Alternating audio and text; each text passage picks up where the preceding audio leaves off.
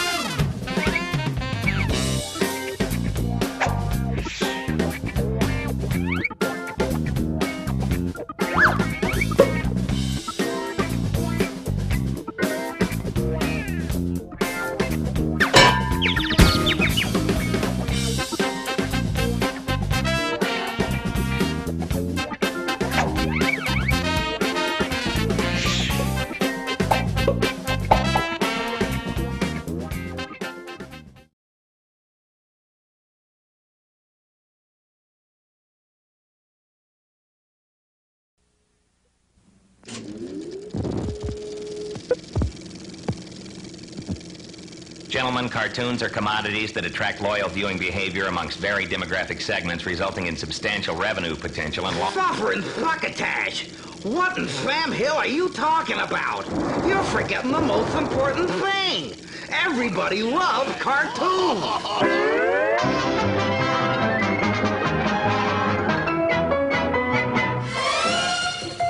Meet George Jetson, Top Cat, the most effectual Top Cat. Flintstones, meet the Flintstones, they're the Barney's family. Yogi Bear is smarter than the average bear. How much is that gorilla in the window? Get yourself all set, tune up your TV set for Huckleberry Hound. Cartoons. Where would TV be without them? Ah, there it is. Sure, there's a lot of choice on cable these days, but you can always count on people of all ages tuning in to their old favorites. Hey, a great idea just hit us. How about an all-cartoon network? Turner has the greatest cartoons ever made. Our collection includes the best of the Warner Brothers classics, Bugs Bunny, Daffy Duck, and Porky Pig. That's all, folks. That's not all. There's also our old friend Popeye. Here's me past record, folks, which speaks for itself. Plus all the MGM stars, Tom and Jerry, Screwy Squirrel, Barney Bear, and Droopy. Hooray. And since we just bought Hanna-Barbera, Turner now owns hundreds of memorable characters that are household names to families around the world. Barney. Fred. Boo-boo. Yogi. Boo-boo. Quickstraw. Will people tune in an all-cartoon network? Sure. Right now, ratings are consistently strong on all cable cartoon shows. Wherever and whenever tunes run on cable, they perform well. Did you ever have the feeling you was being watched? So, who's going to watch the Cartoon Network? Well, the current baby boom means more kids are watching cable than ever before. But right now, they have only one choice, Nickelodeon. Even with its new cartoon block, Nick only makes it to 26% on the cartoon meter. But the Cartoon Network goes all the way with 100% cartoons. And here's another piece of research that may surprise you. Most cartoons are on between 7 and 9 in the morning, or between 3 and 6 in the afternoon, when even more kids are watching TV. But it turns out that the highest part levels, people using televisions for kids 2 to 11, is here, between 8 and 10 at night. But guess what? No cartoons. Nobody has programming for kids in the very period when most kids are watching, except the Cartoon Network. And don't you forget it. Even though other business is soft this year, ad revenues are up on kids' shows. Throughout cable, most children's programs are completely sold out. Now that NBC is getting out of Saturday morning kid vid, the demand for cable airtime will be even higher. With the original baby boomers spending more on their kids these days, it's a booming market. And speaking of baby boomers, they're tuning in themselves. Cartoons aren't just for kids. They're for us adults, too. On average, the audience for cartoons on cable is made up of 46.7% kids. But guess how many adults are watching? 10%? 20%? Not even close. The cartoon audience is a whopping 44.6% adults. That's about one adult for every kid watching. And why not? We grew up on cartoons. These characters are like members of our families. Ah, my public. How they love me. It's true. Cartoons appeal to everyone. They cross not only generation gaps, they even bridge language barriers. No negarán que el parecido es extraordinario. The potential is even there for international expansion. Ah, senorita. This is Popeye, the champion samba dancer of the USA. And you know, cartoons are bigger than ever now, and they're here to stay. Just look at the success of animated features these days. By now, you see why the Cartoon Network is a good idea. But why Turner? He's smarter than the average bear. Reason number one, no other cable programmer is so in touch with what makes people tune in. The Turner networks combined make up almost 30% of all cable viewership. And nobody launches networks like Turner. Just look at TNT. Wow, blow me down. Number two, the HB deal gives us more cartoons than anybody. Enough tunes to run for years and years. It brings our cartoon collection up to over 3,000 half hours of tune tonnage. What more could a guy ask for? This is own programming, not least, so we never have to worry about scrounging for shows or bidding against the competition. What will happen to those other startup channels when their programming licenses run out in a few years? Along with the existing cartoons, we've also got Hanna-Barbera's active animation studio. And there's nothing mere about this. They're already busy making new tunes that will end up on the Cartoon Network in the years ahead. I'm a cop who's a carp. Number three, with such a large cartoon library, only Turner is capable of launching an all-tune network. So no matter who else shows cartoons, Turner will become the undeniable cartoon source for children of yesterday, today, and tomorrow. The Cartoon Network is also good news for cable systems. It will help your basic retention because tunes give your subs one more reason to feel good about having cable. And as always, Turner will offer strong marketing support, character-driven tie-ins, kids' clubs, and local promotions that help operators do good for their community. This is a great honor. Imagine what it will be like to have all our cartoon friends and families in one place. We have the opportunity to bring those characters we love to generations of kids all across America. Good night, dear old Dad. Daddy. Father. Come on, little Beverly Pooh. Good night, my sons, my sons. The Cartoon Network. Timeless tunes, Turner know-how, the biggest library, all your cartoon friends under one roof, 24 hours a day, anytime your subs want it. Colossal. Gigantic. Or I believe you'll conclude that emerging loyal viewing habits will provide revenue generation. You again, you varmint? I can't take your nonsense.